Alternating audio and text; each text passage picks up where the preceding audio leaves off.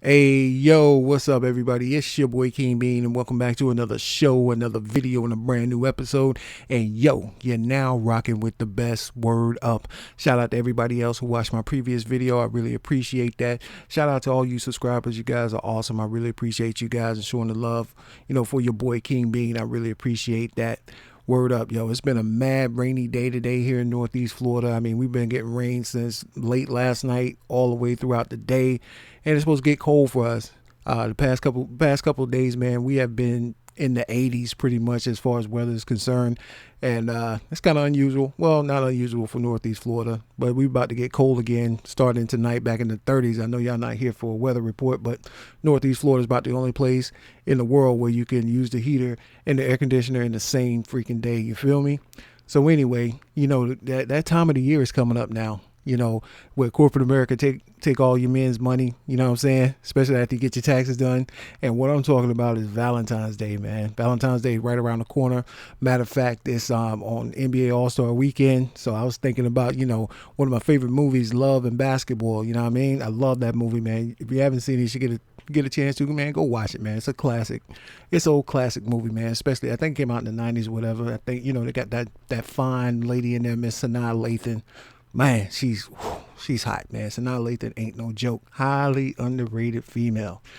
So anyway, I was sitting here thinking about Valentine's Day and thinking about basketball, of course. And again, my two favorite things is thinking about women and thinking about basketball. Hey, I love them both. You know what I mean?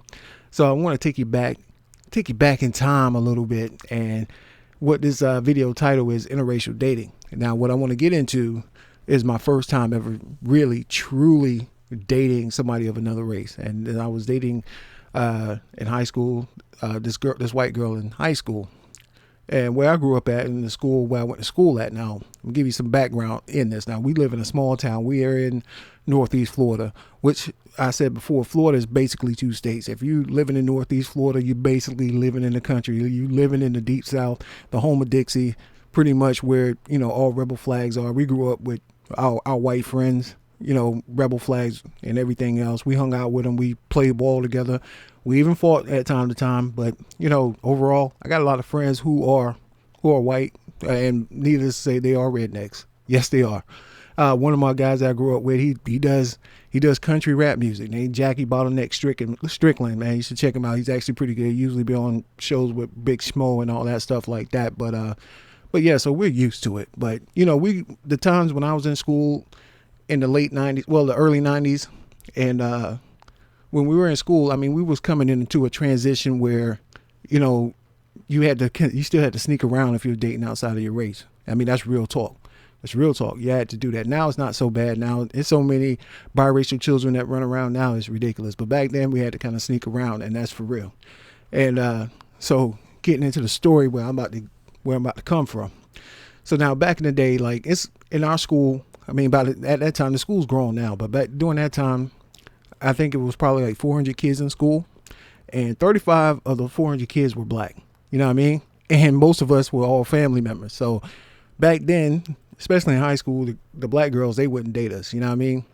Because, we had to have reached some kind of criteria where either we had our own car, which none of us was rich enough to have a car except for one guy I went to school with, but he always would screw that up, or they were related to us. So our options were really limited back then. You know what I'm saying? With living in Northeast Florida, you really had to have a vehicle to get around. So we didn't have any vehicles, so we walked everywhere we went and just hung out and got rides wherever we could go. You know what I mean? So our options was really limited. And what used to trip us out though, like some of the white boys in school, they would diss these thick white girls. I mean, they look good, but they would call them fat and everything. They wouldn't date them. So lo and behold, you got a male who's black, see a thick, fine white girl. What you think gonna happen? They're gonna try to hook up, whatever. So that's what we were doing. We would hook up, date, but we had to do it on the low for the most part. And it was crazy. It was real crazy back then, for real. It was mad crazy. So anyway, so this girl that I was hooked up with, her name was Felicia. You know what I mean? I'm not going to use the last name, of course. But her name was Felicia. And Felicia and I, we dated, and which was pretty cool. But I'm going to tell you how we met, though, because at first I was trying to kick it with a friend. And she was on the basketball team just like I was. I was on varsity boys, and she was on the varsity girls. And I think this was my senior year. So I was trying to hook up with a friend. Me and a friend would kick it. We would talk, but we was always awkward. You know what I mean? We had these awkward talks, so we'd be on the phone and be mad silence on the phone. But when I would kick it with Felicia, like, she was relaying messages back and forth to her. And I can't remember the girl's name, though, that I used to try to kick it with, though. That's crazy. I think her name was Kelly or something like that. So anyway, I'm, relaying messages through Felicia and her. But me and Felicia, we kicking it good. I mean, just talking all the time. She got my jokes, you know what I'm saying? I'm not a real funny guy, but she really got my jokes, and we would laugh and joke, and we had good camaraderie. I mean, it just felt natural just talking to her. So naturally, I'm feeling like that Usher song, you make me want to leave the one I'm with to pursue a new relationship. You know what I'm saying? That song there where he's talking about, what's sad is the fact that, you're the one that hooked us up, but it should be me and you, you know what I mean? I'm just paraphrasing that, you know what I'm saying? So anyway, eventually, me and Felicia, we really started just really kicking it, and then we decided we wanted to go out. What's better than that? You got a girl, she thick, she look good, she's funny, she's mad cool, and she loved basketball. Especially back then, it was like, yo, that's kind of a hard combination to get. So I'm like, I'm in heaven right now. I got a girl who's thick, she ain't scary. She sit around here, and we could both talk basketball. We would sneak, on the bus trips. We would try to sneak to get real close to each other, because they used to have us separated on the buses. And the varsity boys, we would all sit in the back, and the girls would sit up front. So we couldn't sit together or what have you. But after the games, depending on if the girls won, because Miss Way at the time, if the girls won, everything was cool. The girls can do whatever they wanted to do. It didn't matter if we won or lost. But if the girls lost, the girls had to stay up front. So we would hope hope for the girls to win. So the girls would win, then we would, sit together on the bus and, just hold hands and laugh and joke and do a little makeout session, but we couldn't do it too much because we didn't want to get in trouble. You know how that goes, right? So anyway, me and Felicia, we kicking it. Everything's good. I'm doing my little Mac Daddy thing. I'm walking around. Of course, some of the black girls are like, I can't believe that you dating a white girl. I'm like, well, shoot, y'all ain't dating us. What are we supposed to do? We ain't gay. You know what I mean? So what you want us to do? And at the time, I didn't realize how much heat Felicia was getting. So while we're dating and everything, and I remember I told my grandmother, I'm going to invite Felicia over so you can meet her. You know what I mean? So my grandmother was like, I told her, I said, now, Felicia, she's white. You know what I mean? But my grandmother grew up in a time where there was real racism. What we experience, and still what we experience now, is not real racism. My grandmother really experienced that stuff, that kind of stuff that happened where black men were lynched and killed for just scaring a white woman. She would tell us stories, all kinds of stories that happened back then. So, she was scared for me. But I remember when I had this talk with her, and my grandmother said, she said, son, she said, I don't like it because I'm scared for you. But I'm going to tell you like this. It doesn't matter what race she is, as long as she treats you good, son. If she treats you good, that's all that really matters. But she said, I'm going to tell you the truth. I am scared for you. I said, okay, no problem. I understand that. But when she told me that, everything became cool. So I never limited myself to dating any girl of one race. So I've always dated different races. I mean, from black girls to white girls to Latinas, whatever you name it, I've done it. Because it's funny to me that, like, if I date a black girl, black girls always think that I only talk to white girls, and white girls only think that I talk to black girls. I'm like, look, I can care less about that. So anyway, when I brought Felicia over to meet my grandmother, she loved her. Felicia was mad cool, mad respectful to my grandmother. And we hung out, and grandma said, yo, I like her. She's real cool. So anyway, like I said, we macking, we in school, I go walk to class, hold her hand, carrying her books, meet up at the locker, posting up, trying to be all hardcore and all that. And I'll give you a little bit of background. Like, you guys, you younger guys, if you're listening to this, y'all remember back, y'all think y'all rocking the high top phase with the parts now. That's what we used to rock back in the day. And I remember I used to rock this jumper. Heck, I only had 5 outfits for the whole school year anyway, because it wasn't that, we didn't have no money, to be honest with you. So used to rock this jumper. And what a jumper is basically was an overall. And we used to leave one scrap unhooked or what have you, and have my little Timbo boots on with whatever cross color shirt on, or MCM shirt on. If you kind of don't know what that is, kind of look at the old Fresh Prince shirts that he used to wear back in the day in the early part of the Fresh Prince of Bel-Air. You kind of get an idea of what we used to dress like. So that's what we was looking like when we was dressing up or whatever in school. So, I'm trying to mac and be all cool with Felicia. We hugging and kissing, little stuff like that. So we walking around school. Everything is mad cool. I mean, the relationship's going great. We sending each other, little letters in between classes and everything like that. We didn't have too many arguments, late night talks on the phone, whatever, till my grandmother ran me off the phone or her parents ran her off the phone or what have you.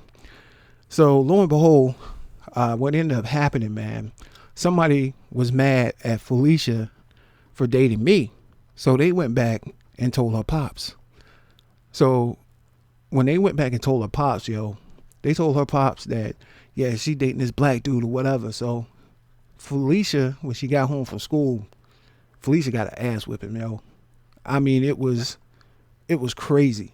She had missed a couple of days from school. Her brother Mark, man, he was mad cool. He passed away a couple of years ago, but Mark was a mad cool dude, and he told me about it. I felt so bad, man. You know what I'm saying? I'm like, this was my fault. And I said how silly this is that her father beat her up because of what happened, you know what I mean? And I'm sitting there like, yo, that's crazy. That's crazy. You know what I'm saying? I'm like, yo, what do I do? I'm hurting inside. I ain't gonna front. I cried, but I was crying not only because our relationship had to end, but it was the fact that she had to go through that just to be with me. And I'm like, I'm not a bad dude. I didn't get in any trouble. I never met her pops or anything like that. And pops didn't even know who I was and what I was about. So that really hurt. So later on, we still in school or whatever. And then later on, we started, had to sneak around to see each other in school. So we would kind of hook up at the locker rooms after school. It would suck. It would really suck. I mean, we had to do stuff like you was in the CIA, because she had to sneak with one of her friends.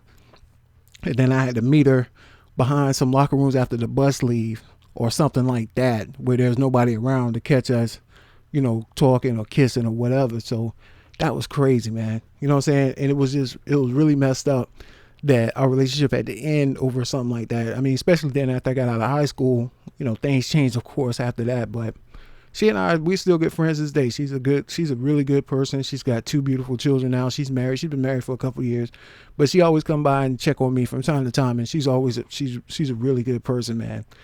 And it, like I said, it just sucked. It sucked for the fact that because I was black and she was white, that our relationship had to end over something really silly. And that was happening in the mid to late 90s going into that. So it's crazy. So like I said, I have no problems with interracial dating. I mean, two of the most beautiful people in my life came from my brother and his wife. I mean, Bubba and Cheyenne. I love those two, man. I love them like they're mine. I can't even tell you how much I love them. I can't even explain it. When I see them, I think they're the most beautiful creatures on the world outside of my children. You know what I'm saying? So I love them. I mean, my whole family is like the UN. You know what I mean? We got all kinds of races in our family, from Puerto Rican to black, of course, and whites, some Asian, some of everybody is in our family. And when we all get together, everything's good. One of my best friends in the whole wide world, Jenny, she's white. She's mad cool. She's mad cool. She's always been my friend since high school. I have one of my other best friends was white, dude named Eric, man. And he was mad cool. I mean, we ain't friends no more, but I'll tell you about that story later. But he and I was mad cool. He was like a brother to me. So it doesn't matter. What I'm saying to you guys, regardless of how you feel, it doesn't matter what race anybody is or who they are or who you love, you know what I'm saying, or who you want to be with. As long as they treat you good. That's the advice I would give anybody, just like my grandmother gave to me, because it really doesn't matter. Because if you're black and you say, hey, I'm going to stay all just with black women, that's fine. It's not a big deal. I understand your issues. I understand all of that. But it doesn't mean anything if she ain't going to treat you good. Same thing if you're white. If you just going to just only date white people. It doesn't matter. That's your preference. That's fine. It's not a big deal to me. I can care less about that. But long as that person is treating you good, that's all that should matter. You know what I mean? So don't worry about what other people think. I think the world's a little bit more open to it now than what it was back then, because like I said, I see nothing but biracial children running around here, and it's a beautiful sight to me, because they're people too. You know what I'm saying? They're people just as well as you are. So anyway, that's what I wanted to tell you about my little Valentine's Day story. And I hope that you enjoyed it. Hope I didn't stumble over it too much. I hope I didn't make it sound too corny. But I just want to give you something what I was thinking about. So if you dated outside of your race, how do you feel about it? Or if you haven't, have you been thinking about it? Or do you think it's right? Do you think it's wrong? So leave your comments below. Don't forget to like the video. Don't forget to share the video.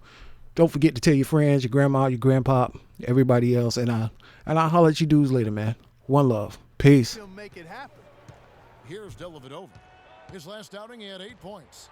Inside, here's Thompson. Throws it down as the official calls the foul. It may be a three-point play. It's going to go on Cole Aldrich. Dellavedova is really good at finding his teammates.